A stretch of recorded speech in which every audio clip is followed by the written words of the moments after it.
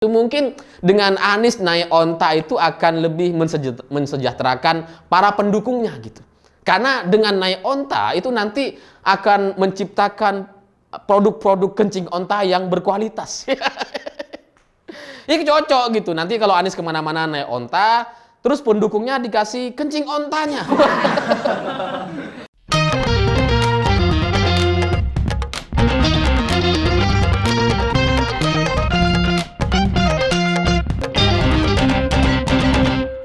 Selamat malam para mantan, selamat malam untuk semua mantan-mantan kalian yang kekanak-kanakan. Yang ketika ada masalah, mereka langsung panik, bingung, langsung cara pikirnya nggak logis. Nah, cerita-cerita semacam itu bagi saya jadi mirip sekali dengan cerita Partai Nasdem ketika menghadapi isu soal Anies Baswedan yang naik pesawat pribadi gitu. Mereka langsung bingung katanya, kenapa ini diviralkan? Kenapa ini dipermasalahkan? Ya sebenarnya bagi saya, bagi kita semua, cerita orang naik pesawat pribadi itu biasa aja. Banyak orang yang melakukan itu, bahkan Farel Prayoga yang masih anak-anak, yang masih SD, itu dia juga pernah tuh naik pesawat pribadi, biasa aja gitu. Tapi kenapa Anies kemudian dipermasalahkan? Karena ini soal kemunafikan, ini soal kebohongan, ini soal pencitraan yang gagal dilakukan dan kemudian bocor fakta kenyataannya. Ya karena sebelumnya cerita Anies naik pesawat komersil yang kemudian duduk di bangku paling belakang itu kan memang sengaja disetting agar seperti itu gitu. Agar penumpang naik pesawat duluan, terus kemudian Anies datang belakangan. Harapannya tuh heboh semuanya, oh Pak Anies. Ternyata nggak ada. Dan cerita ini mudah sekali untuk dipahami oleh banyak orang bahwa ini adalah cerita pencitraan gitu. Kalau orang nggak pencitraan, orang naik pesawat, ya kayak Gibran, kayak Bu Iriana, yang ceritanya itu diceritakan oleh penumpang, oleh orang-orang yang ada di lapangan gitu, yang ada di pesawat. Bukan divideokan sendiri sama stafnya dari belakang. Karena pernah gitu, Bu Iriana tuh kepergok naik pesawat komersil, datang sendirian ke Solo gitu, dan kemudian ada penumpang yang yang tahu, dan kemudian dia cerita di sosial media. Jadi yang memviralkan bukan stafnya gitu. Kalau stafnya yang videoin, itu jelas itu pencitraan, emang konten.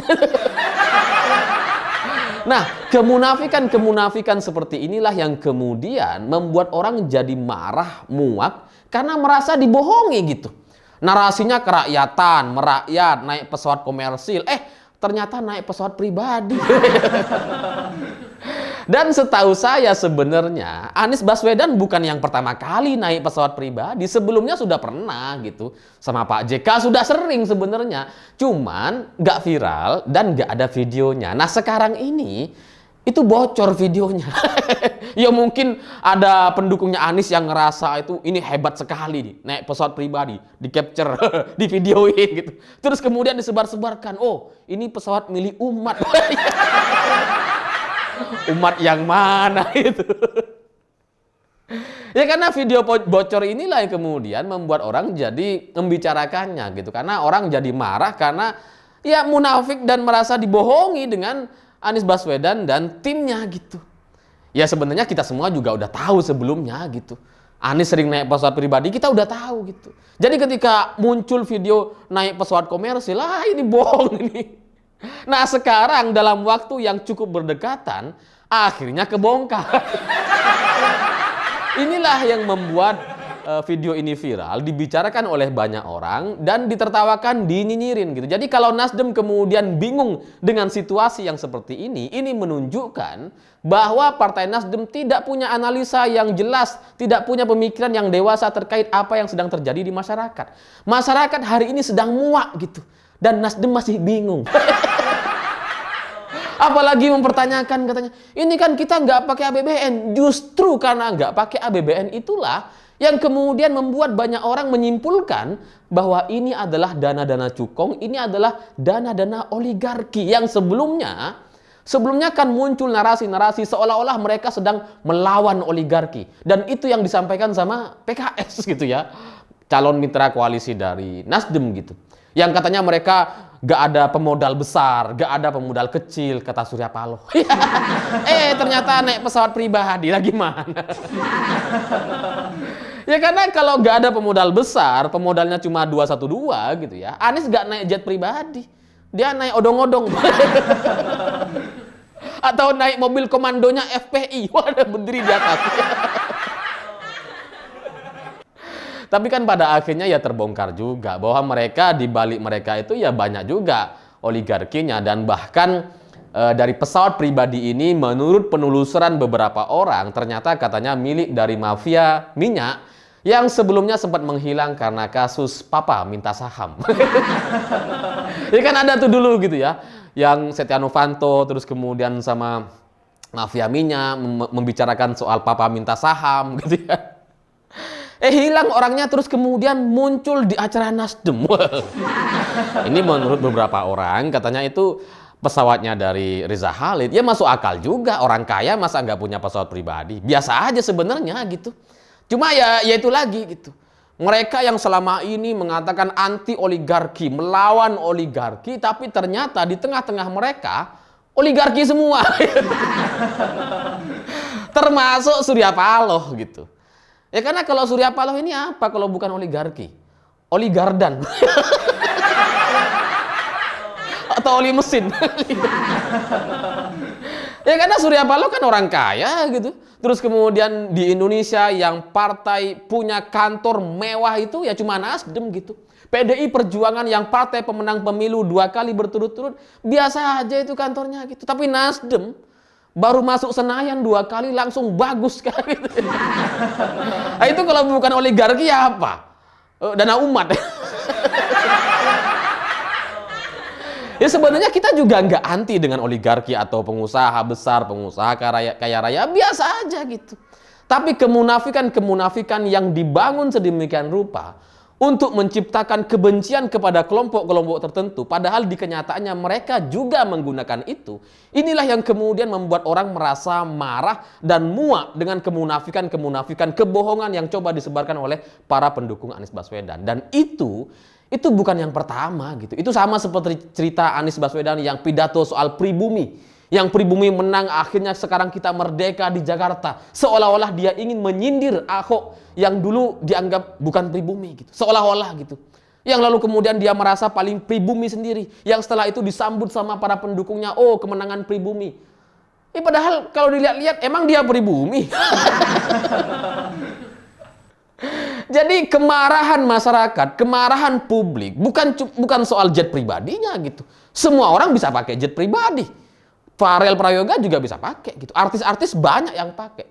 Yang membuat banyak orang marah itu karena kemunafikan, kebohongan yang kalian setting dengan sedemikian rupa, yang kemudian itu nggak sesuai dengan kenyataannya gitu. Nah, ketika terbongkar kenyataan yang seperti ini, itulah yang membuat kemudian banyak orang marah. Jadi kalau wakil dari Nasdem Ahmad Ali ini kemudian menanggapi isu ini dengan kekanak-kanakan gitu. Yang kemudian mengatakan bahwa Anies ini cocoknya naik onta sajalah nanti katanya.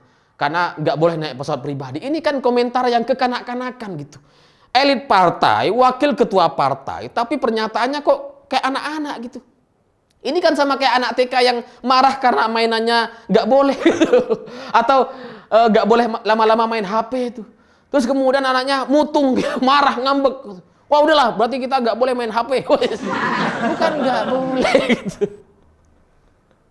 Anies mau naik pesawat pribadi silakan. Tapi narasi yang dibangun di masyarakat itu harus yang mencerdaskan. Bukan malah memprovokasi orang-orang untuk membenci kepada pengusaha orang kaya raya yang dianggap, yang disimpulkan sebagai oligarki. Kan itu pemahaman banyak orang-orang FPI. Orang-orang pendukung Anies yang anti sekali dengan Cina, dengan pengusaha kaya di Indonesia gitu. Tapi mereka juga Nasdem gitu ya, dan Anies Baswedan sebenarnya didukung sama orang-orang kaya itu juga. Saya terus terang menyayangkan komentar yang seperti Ahmad Ali ini gitu, karena komentar yang mengatakan bahwa sebaiknya Anies itu cocoknya naik unta saja. Ini kan bagian dari permainan politik identitas gitu. Ya karena unta itu kan identik dengan negara-negara Arab, makhluk yang ada di negara Arab. Sementara di Indonesia, kalau Anies mau naik onta, itu nggak bisa. Ya onta mau diparkir di mana? Dan kemudian emang bisa onta naik jalan tol? Kan nggak bisa gitu. Kalau pakai istilah kuda, masih itu masuk akal. Meskipun kuda juga nggak bisa naik jalan tol. Tapi ini menggunakan onta, sehingga klublah dengan politik identitasnya.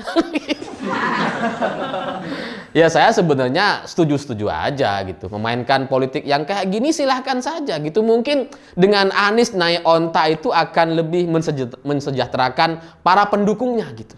Karena dengan naik onta itu nanti akan menciptakan produk-produk kencing onta yang berkualitas. Ini cocok gitu. Nanti kalau Anies kemana-mana naik onta, terus pendukungnya dikasih kencing ontanya. Jadi efektif, efisien. Ya, tapi sekali lagi itu adalah sebuah komentar yang emosional, yang kekanak-kanakan gitu, yang bukan levelnya di wakil partai seharusnya gitu. Karena ya ngapain dia kemudian mengatakan Anies cocoknya naik onta saja gitu. Ini kan semakin membangkitkan semangat-semangat ke Timur Tengahan, semangat-semangat kelompok ISIS dan sebagainya. Minum kencing onta, kan gitu akhirnya gitu. Itu yang harusnya disayangkan gitu. Ya meskipun mungkin bermanfaat kepada pendukung Anies yang suka minum kencing onta, tapi ini kan nggak ada edukasi politiknya sama sekali. Yang seharusnya itu menjadi tanggung jawab partai politik. Partai politik itu harus menjelaskan gitu bahwa apa yang terjadi kepada Anies dengan dia naik pesawat pribadi itu memang bagian dari fasilitas Partai Nasdem, bukan malah memainkan isu-isu naik onta gitu. Ya karena kalau naik onta itu juga Anies kayaknya nggak mau gitu. Naik onta mau jalan kemana? Dari Riau ke Medan? Dari Kalimantan atau dari mana gitu. Kalau dia naik onta kan nanti otomatis dia harus naik tol juga. Yang tolnya itu dibangun sama Pak Jokowi. Nah sementara para pendukung Anies itu kan katanya nggak mau makan jalan tol. Kan jadinya nggak sesuai gitu. Nah, faktor-faktor atau cerita narasi-narasi yang seperti ini yang tidak dijelaskan kepada publik, yang tidak diluruskan dan nggak ada edukasi politik, ini kemudian menjaga bara kebencian para pendukung Anies kepada pemerintah, kepada jalan tol, kepada para pengusaha kaya, kepada oligarki katanya, yang sampai sekarang itu masih dijaga terus sama mereka gitu. Karena kalau mereka bilang bahwa Anies sebaiknya naik onta saja, itu kan nggak menjelaskan apa-apa gitu. Para pendukungnya tetap marah dengan oligarki, tetap nggak suka dengan orang kaya raya, padahal sebenarnya mereka semua, kita semua membutuhkan orang kaya raya. Ya kita semua butuh orang kaya gitu. Ya entah itu untuk kepentingan politik, kepentingan pribadi, kepentingan usaha, atau apapun itu. Negara ini butuh orang kaya, bukan malah mau dimusuh-musuhi kayak si para pendukung Anies gitu. Ini harusnya menjadi bagian dari evaluasi atau pendidikan politik dari Partai Nasdem gitu. Agar apa? Agar masyarakat para pendukung Anies ini bisa naik kelas gitu, bisa lebih bermanfaat ke depannya, bisa lebih pintar gitu. Nggak cuma membenci orang-orang kaya, nggak cuma membenci riba, hutang bank dan sebagainya. Karena kalau mereka dibiarkan seperti itu, dibiarkan tetap bodoh seperti itu akan menjadi beban bangsa ini untuk maju melangkah ke depan. Ya karena kalau mereka dibiarin, nggak pinter-pinter, ya kapan negara ini mau maju gitu. Nah mestinya Nasdem ketika mendukung Anies Baswedan, dia harus ngerti bahwa pendukungnya adalah orang-orang bodoh yang perlu diluluskan, yang perlu diberikan pendidikan politik, bukan malah dipantik dengan isu naik onta. Ini kan jadinya menjaga amarah para pendukung Anies Baswedan gitu. Ya tapi mungkin itu juga yang diinginkan oleh Nasdem gitu, sehingga Anies cocoknya katanya naik onta saja. Ya kalau naik kuda mungkin nggak sesuai gitu. Kuda itu cukup Nusantara lah. Kalau onta kan agak-agak Timur Tengah gitu, makhluk-makhluk yang memang panasan gitu. Emang bertahan di negara-negara panas. Sesuai dengan para pendukung Anies yang panasan, yang suka berpanas-panasan, yang suka berjemur. Berjemur di Monas. Ya sekali lagi sebenarnya kita semua itu butuh orang kaya, butuh orang-orang yang mampu untuk mendukung kita, yang membedakan antara capres satu dengan capres yang lainnya itu cuma soal profil dari pengusahanya saja gitu. Karena kalau misalkan belum kampanye, belum mulai kampanye, tapi sudah pakai jet pribadi kayak gini, itu kan menunjukkan bahwa orang di balik Anies ini punya kekuatan yang luar biasa. Dan ini gitu ya, ini bisa membuat Anies itu terjebak atau terikat gitu. Karena kalau misalkan nanti berkuasa atau nggak berkuasa sekalipun setelah gelaran Pilpres, dia harus mendapatkan kompensasi orang-orang yang memfasilitasi ini gitu. Apa kompensasinya gitu? Itu harus masuk akal. Nah, yang membedakan antara capres satu dengan capres lain itu kan cuma soal pengusahanya. Pengusaha ini apakah logis ketika memberikan bantuan, cukup masuk akal dengan profil keuangannya, atau habis jor-joran dan nggak masuk akal misalkan sampai 20% dari kekayaannya, itu kan harus diberikan kompensasi gitu. Nah, kompensasi inilah yang kemudian menjadi pertanyaan. Apa yang membuat para cukong, para oligarki mendukung Anies dan kemudian memfasilitasi diberikan pesawat pribadi itu yang padahal kampanye belum selesai, kampanye belum dimulai, tapi fasilitasnya sudah semewah itu. Ini kan pertanyaannya, apa yang dijanjikan oleh kelompok Anies dan kawan-kawan kepada para cukong-cukong ini? Nah, kalau nanti misalkan Nasdem mau memfasilitasi ketika musim kampanye sudah berjalan gitu, ya itu wajar gitu. Capres manapun akan mendapatkan fasilitas yang layak, yang cepat, yang efisien gitu, karena musim kampanye itu kan padat sekali. Jadi kalau kemudian Nasdem membandingkan Anies dengan Jokowi dulu tahun 2014, yang Jokowi katanya kampanye pakai jet pribadi, itu berbeda sama sekali. Dulu Pak Jokowi naik jet pribadi itu karena udah emang kampanye gitu. Emang waktunya sudah padat. Nah, Anies hari ini itu kan enggak. Belum kampanye, belum capres juga, koalisi belum terbentuk gitu ya. Tapi sudah pakai jet pribadi. Inilah yang kemudian membedakan antara Anies dengan Pak Jokowi. Nah, Nasdem sekali lagi, dia nggak memberikan pendidikan politik yang benar. Malah mencampur aduk dan menyamanyamakan hal-hal yang nggak sama, yang nggak apple to apple gitu. Jadi pembelaan dari Nasdem, kemudian cara dia untuk menggunakan istilah naik onta gitu ya, itu semakin meyakinkan kita bahwa memang cocok juga kalau Anies itu naik onta, tapi itu bukan di Indonesia gitu, karena di Indonesia kita nggak pakai onta. Yang naik onta itu ya di sana, di gurun pasir. Apa mungkin setelah ini Nasdem dan Anies mau pindah ke gurun pasir? Ya silahkan aja, kalau mau pindah kita alhamdulillah. Saya pikir itu. Terima kasih sudah menonton. Begitulah kura-kura.